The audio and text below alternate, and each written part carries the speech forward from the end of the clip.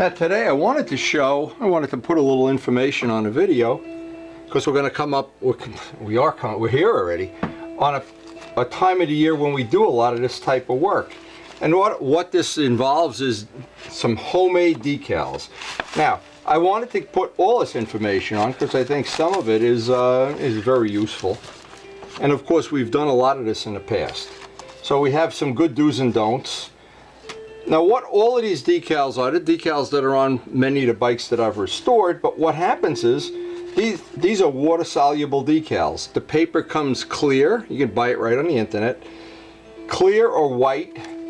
In the case of this Kawasaki is on clear paper, so what I would do is simply cut it out, and I'm going to demonstrate in real time. These are some of the other ones for our green bike. For the Larry Dettori, remembering Larry Dettori, that was very nice, we had that. John Pothier had made us up a bunch of these, and we just no end to the amount we have here. It's not the point I wanted to make, but here is the point.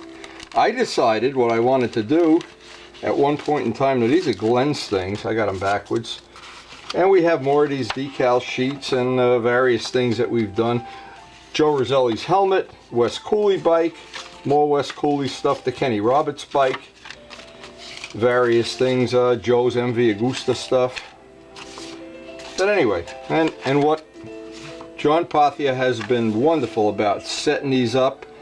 The way this originally started, when I was doing the Wes Cooley bike, the blue Suzuki was not available.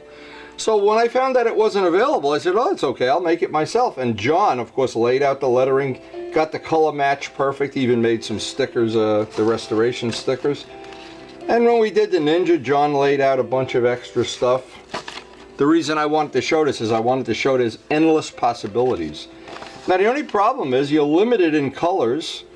As an example on this, when it's clear paper, you cut around the edge. But I wanted to show this. Let's use a very simple example here. In fact, what we're going to do today is show a very simple example. And I'm going to show it in real time. Let me just drop all this on the floor if I possibly can, and show everybody how coordinated I've been in my senior years. Anyway, this is really good, I think, really good information. So what we have is we have a part. This is a part that goes on the FZR. It's a part that's been repaired and I had to refinish it, but I didn't bother getting it nice and smooth yet because we get that final finish in the clear. So John had laid out the scale. Of course, I want this to fit right in this area, so he scaled it exactly to that length, which I think is just really close to what I want. I could do this in 2 spots. I could do it like that. I could do it all in 1 spot. I have 2 choices, so I need to make up the way I like to do this is with a piece of tape, so I can move it. Now, if you print on white paper, you don't have the option of that clear background, which is, well, it can be a little bit of a problem. Let me just lay out the tape here. In fact, I'm trying to decide if I want to do this in 2 pieces or in 1. And of course, the nice thing about any decals, you have basically unlimited amounts of choices, which is really nice. In fact, let's lay that out. So here, step number 1, this is the paper. You have to put a coat of clear something on this.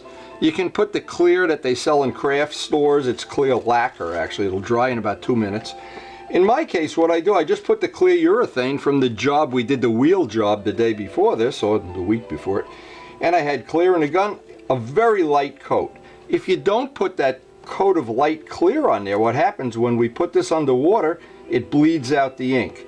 It's only there to seal the edge. Now, this is a point in time when you'd really like to have a set of really nice, relatively nice sharp scissors. Okay, the second thing, why do we make so many of them? We're only going to use 2. Well, we always want to have an extra in case we drop the bike and we got to refinish this part. I don't want to bother John and make a matching thing. Also, it allows us to in the future, we have this computer file, we can make it bigger. In fact, in that tub of stuff, we do have it bigger. We can make it smaller, bigger, smaller, bigger.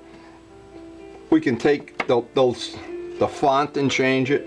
Anyway, it's unlimited anytime you have a computer. Of course, I don't have any computer skills, so I depend on John, and I depend on his, well, expertise. Actually, in a lot of things. He maintains my computer to perfection. Now, so we start off with this. We want to trim this off.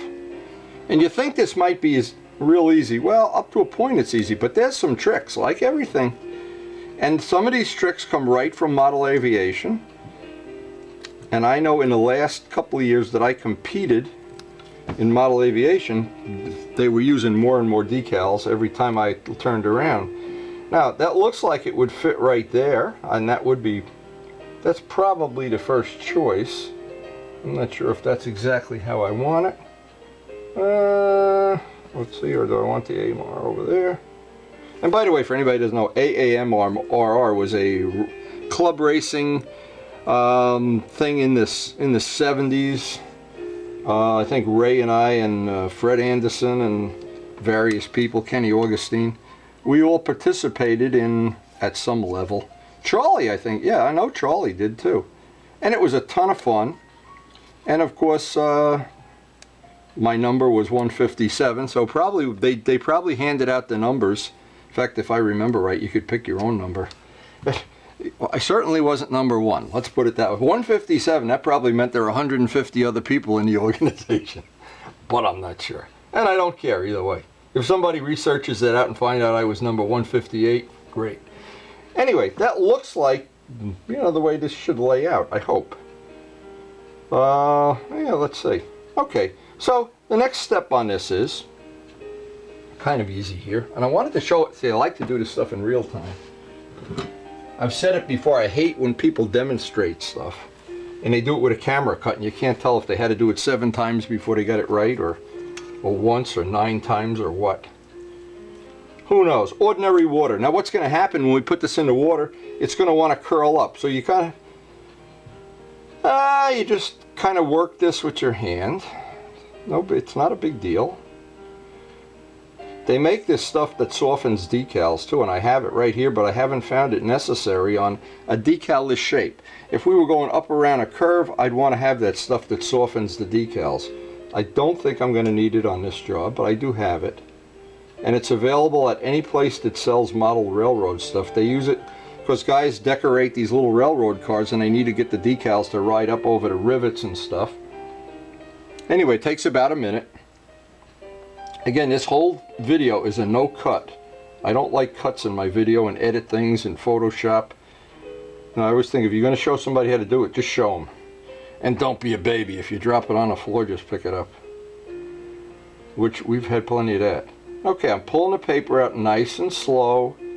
Try to do it in one thing. Now there's going to be a lot of water under the decal. On a water-soluble decal. So now we could still move this around, but it looks like that came out pretty straight. So now that it's straight, I can maybe get rid of the tape. Now this is, you get some business cards, of course we got millions of these. And what I want to do is, using the paper side, the soft side, I want to just, from the middle out, like a sunburst. I want to go in every dimension possible.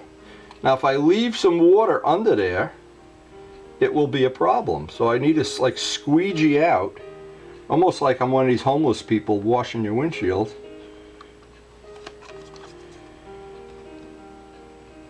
I need to squeegee out as much of that water as I possibly can.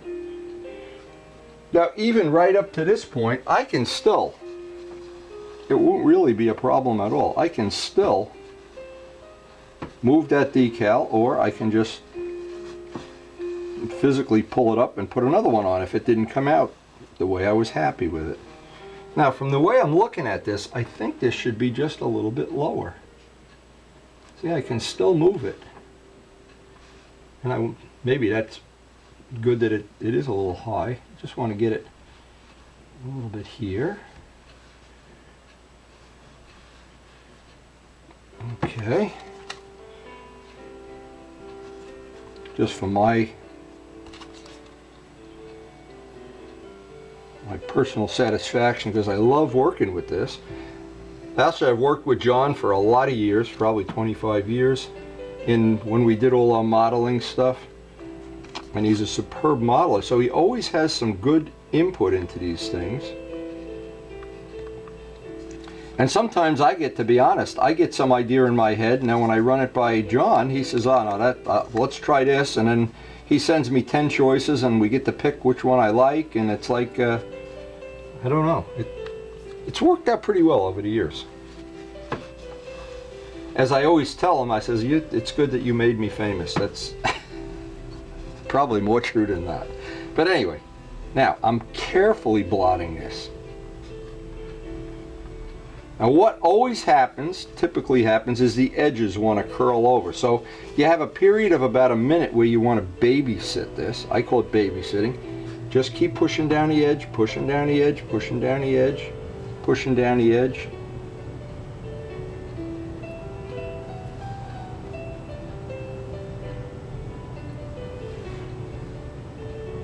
Now what I'll do is I'll let this, what I've done in the past is I've waited like an hour and then put a coat of clear on it.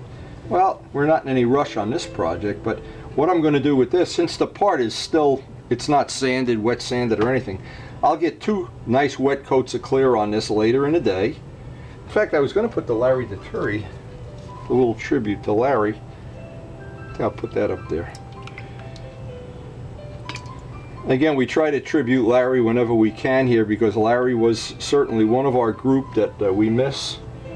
And he was just a special guy. I think Karen really everybody liked Larry. And we had so much fun in the course of, I don't know how many years we rode together. So I try to remember him whenever I can.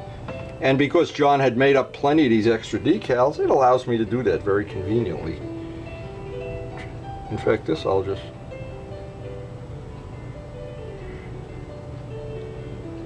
And I have this on the green bike already. Now what it means is, if you have a printer, now Joe Roselli has a printer, and I know everybody out there, I'm probably at the bottom of the list of having computer skills. Chris, I'll guarantee you could do this. You can make the file. Once you have the file, you can print this up for about, I think it's about $1 a sheet. Now Luciano is, and this is only one type of decaling. He has the vinyl sticker type of decals coming for his Kawasaki. We're going to try to show that. And that can be a little trickier than you think it is. This is kind of straightforward. But I still wanted to show it anyway, because this is one of the things that it adds a lot of nice little ability to customize your equipment. And in fact, this ought to be lower. Look at that. See, that's what I like about this. You can kind of eyeball it. And of course I'll make a mirror image on the other side. And I think this may give you some ideas. Joe Roselli had that Agostini helmet. That's a one of a kind. Having something that's a one of a kind to a lot of people, including me, is important. If it isn't important, hey, we can still be friends, that's for sure. If you prefer store-bought things, I prefer handmade things, but that's all in the eye of the beholder. And that's why motorcycling and modeling both are such a nice interest, because you really can do your own thing. Now, this basically, I hope, gave everybody some ideas of what they can do.